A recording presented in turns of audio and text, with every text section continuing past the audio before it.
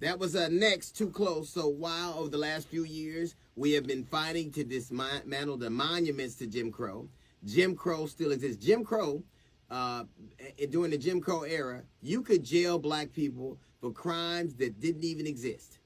They were no longer on the books. Everyone knew it. The judges knew that they didn't exist. The prosecutors knew they didn't exist.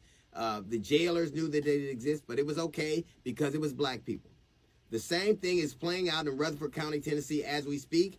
A judge, Donna Davenport, is a judge who, by the way, not a very successful jurist. It took her, I guess, 9 times to pass the bar, and when she finally passed, 3 years later, she was sitting on the bench.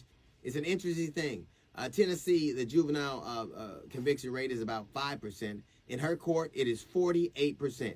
She is sending children as young as 5 and 6 years old for crimes that she knows that do not exist. Now, the judges knew that they didn't exist. The jailers knew they didn't exist. The prosecutors knew they didn't exist. But yet those children as young as 5 and 6 years old have been sent to jail on made-up charges.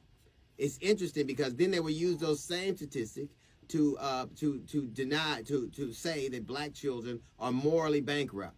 They will edify their position that we are naturally criminal. They will keep using statistics from this all over the country, and I'm pretty sure she is not the only one. So Nathan Bedford Forrest was a statue that should have been torn down, but he already represents, still exists in Tennessee as we speak. This judge right now has ruined potentially hundreds of lives, thousands of lives, just because she could.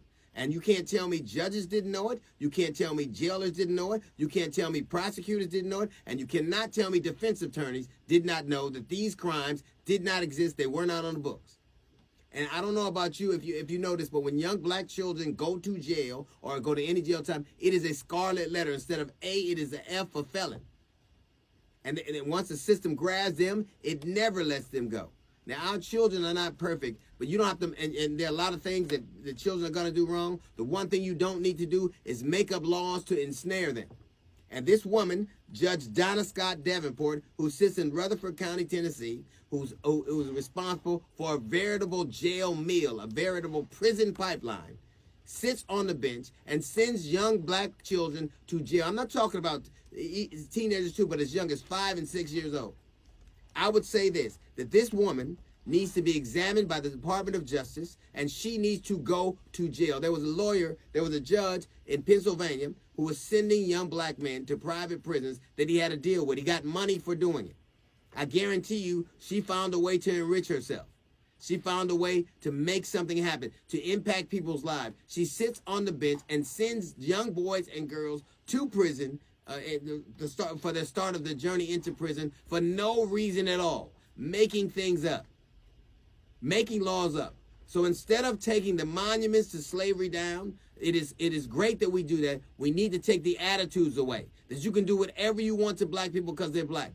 And the people who are in charge of defending them, what do they do? The judges who were in charge of sentencing, what do they do? The jailers who put them, what do they do?